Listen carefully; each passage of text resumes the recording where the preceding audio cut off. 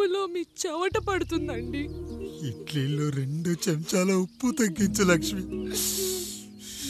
ఎలాగో మనం పేదోళ్ళమే కదా, కనీసం ఉప్పు ఖర్చైనా తగ్గుతుందనుకో.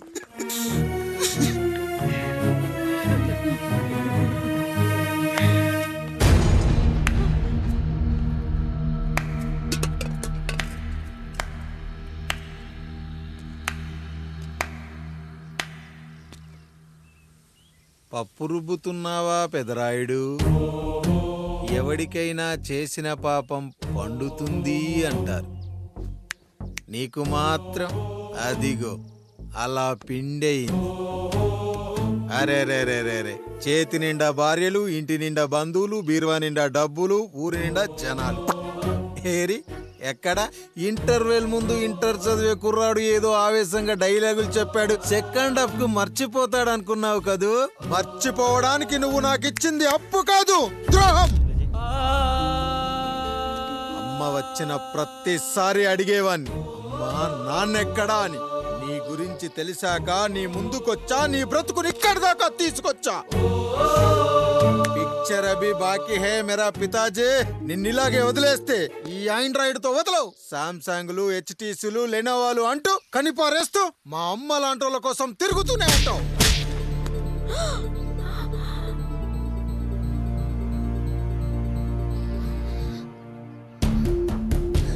అమ్మా అమ్మా, ఛీ, నన్నలా పిలవకురా. ఎవరిని పట్టుకొని ఎన్ని మాటలు అంటున్నావురా? రాయికి వరమిచ్చిన రాముడు దేవుడైతే, ద్రౌపదికి చీరిచ్చిన కృష్ణుడు దేవుడైతే, నాకు బిడ్డనిచ్చిన ఆయన కూడా దేవుడేరా. ఏంటి, ఇలానే వదిలేస్తే బిడ్డల్ని కంటూ వెళ్తాడా? అసలు ఆయన కంటూ సొంతంగా ఒక్క బిడ్డ కూడా లేడు.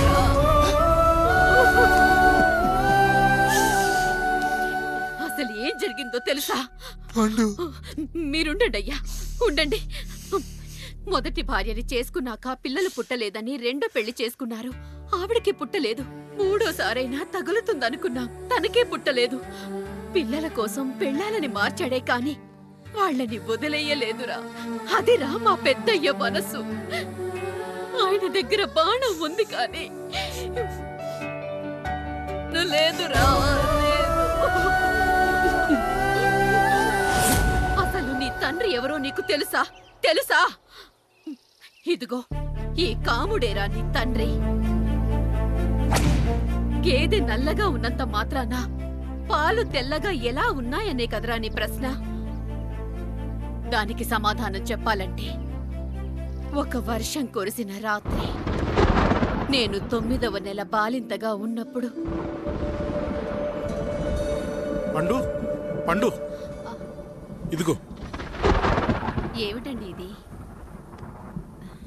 నిద్రలేస్తే నేను, బయటికెళ్తే గంటోడు, పక్కకెళ్తే పాలేరు, ఎప్పుడూ తిరిగే తాయారు. రోజు మమ్మల్ని చూసి చూసి బిడ్డ కూడా జిడ్డుమొహం వేసుకుని పుడతాడేమో అని భయంగా ఉంది. కడుపులో ఉన్నప్పుడు మనం ఎవరి మొహాలైతే చూస్తామో అచ్చం వారి పోలికలతోనే పుడతారంటారు. పొరపాటున నా పోలికలతో పుడితే? అదేంటి కాముడు, నీకేం తక్కువ? జుట్టు ఉండాల్సిన చోట లేకుండా అవసరం లేని చోట విపరీతంగా పెరిగిపోతుంది. మనకు పుట్టబోయే బిడ్డ గొప్ప అందగాడై ఉండాలి. ఇదిగో, రోజు ఈ దేవుడి ఫోటోలు చూడు, వాళ్ళలాగే అందంగా పుడతాడు. కడుపుతో ఉన్నప్పుడు ఎవరి ఫోటో చూస్తే ఆ పోలికలతో బిడ్డ పుడతాడా? కనిపించని దేవుడి పోలికలు నా బిడ్డకెందుకు? ఈ ఊరికి దేవుడు రాయుడు. నా బిడ్డ ఆయనలాగే పుట్టాలి, ఆయనలాగే పుట్టాలి.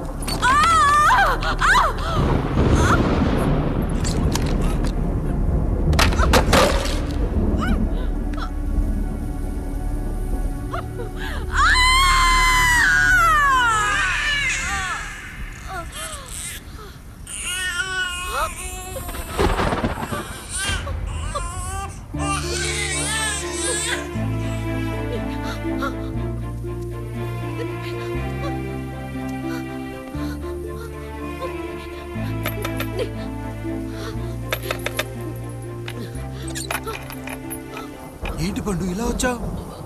అయ్యా, తప్పు జరిగిపోయింది పెద్దయ్య. ఏం జరిగింది? అసలే నువ్వు ఒట్టి మనిషి కూడా కాదు. ఒక్కసారి ఇటు చూడండి అయ్యా.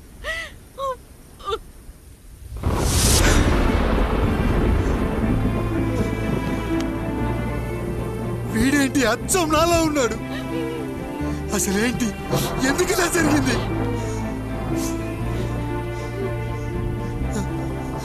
నువ్వు ఎప్పుడైనా చీకట్లో పంపు సైడ్ దగ్గరికి వచ్చావా? మరి అమలాపురంలో శివాలయం దగ్గర రత్నాలు నీకేమైనా అమ్మవుతుందా? లేదు.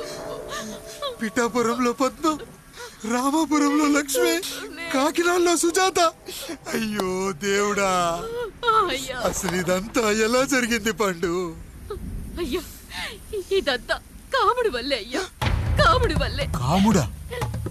కాముడు కుటుంబానికి నాకు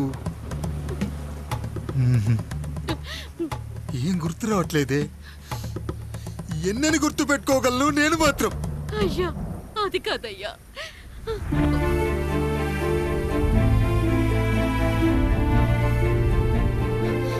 అలా రోజు మీ ఫోటో చూసి చూసి అచ్చం మీలాగే పుట్టాడు. అయ్యో, నా పోలికతో బిడ్డ కావాలనుకోవడం ఏంటి పండు?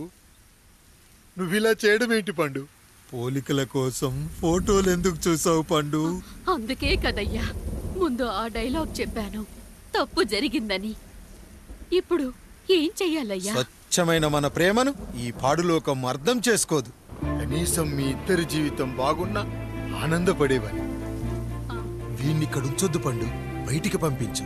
బయటికి పంపించి బాగా చదివించు, గొప్పవాణ్ణి చెయ్యి. వీడికి అయ్యే ఖర్చంతా నేనే భరిస్తా. అవసరమైతే ఆ డబ్బు కాముడి జీతంలో కట్ చేద్దాం. అయ్యా, వెళ్లే ముందు వీడికొక పేరు పెట్టండి అయ్యా. వీడు ఇంకో రాయుడు, అంటే ఇంగ్లీష్ లో అండ్ రాయుడు, అండ్ రాయుడు.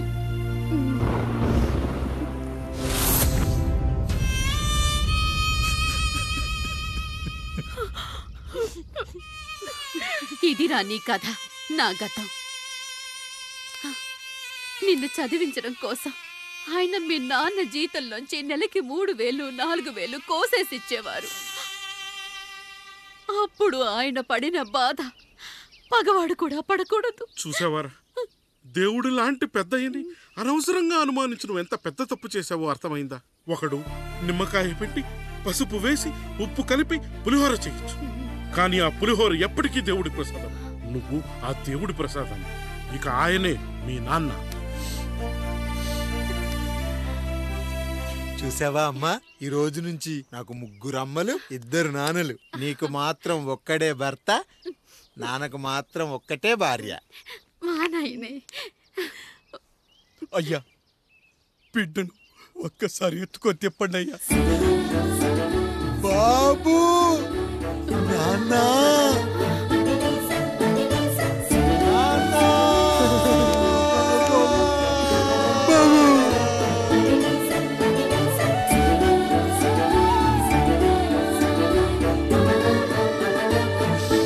నన్ను క్షమించు నాన్న.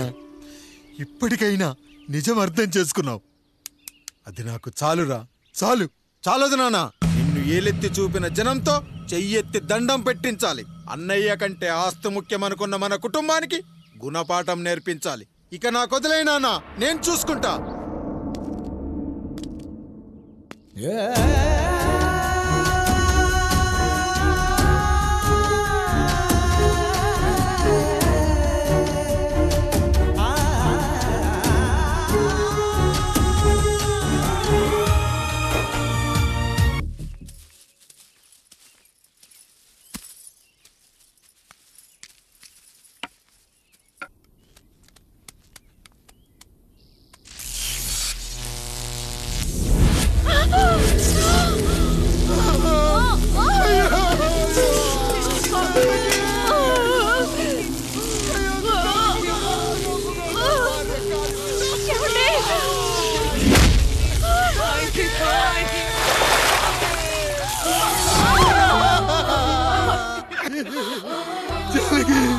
అయ్యో అయ్యో, చచ్చిపోతున్నావా?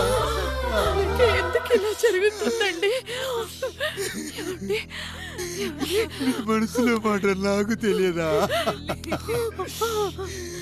నేను చచ్చిపోతున్నాను, మీరు ఇంకో పెళ్లి చేసుకోండి అని అంటావు కదా. అది కాదండి. అయ్యో మరి ఏంటి జానకి? హాస్పిటల్కి తీసుకెళ్ళండి.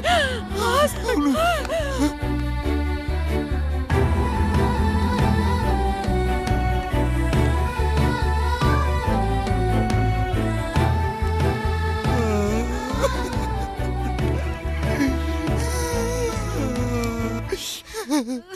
జానకి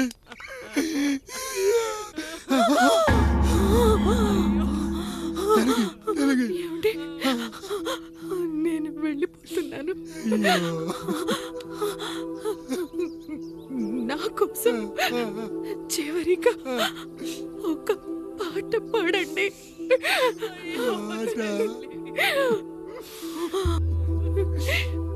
ಎಲ್ಲರಿಲಿ ఏదరికి చేర్చిన సంగ్రామ.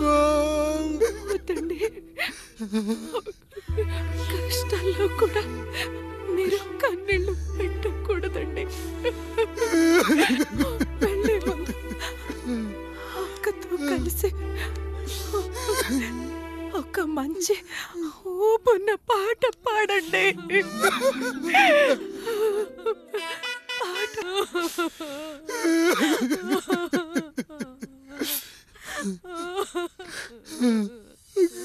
భార్య పోయింది, తమ్ముళ్ళు వద్దనుకున్నారు, కుటుంబం, ఊరు, ఆస్తి ఇప్పుడు ఏదీ లేదు. ఇక నేను ఎవరి కోసం బతకాలి? ఏ కరెంటు నా భార్యను పొట్టను పెట్టుకుందో అదే కరెంటు నా చావును కోరుకుంటుందో. నా చావుతో అయినా నా తమ్ముళ్ళు, నా జనం నన్ను అర్థం చేసుకోగలిగితే చాలు. ఉంటాను, ఉంటాను.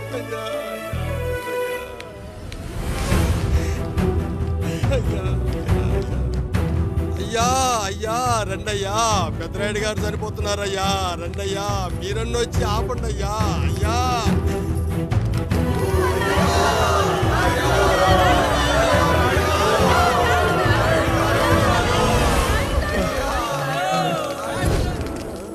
ప్రజల్లారా, నా బిడ్డల్లారా, నా జీవితం మీకే అంకితం. మళ్ళీ జన్మంటూ ఉంటే మీకోసం తిరిగి వస్తాను.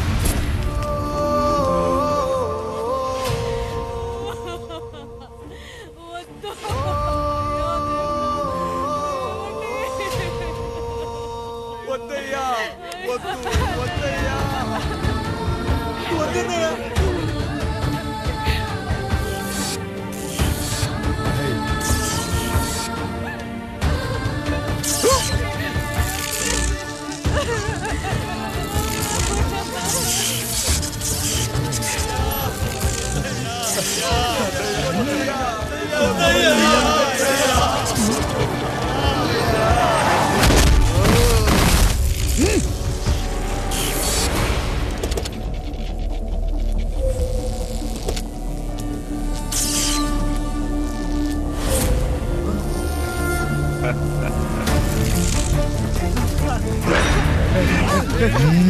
వదలరా.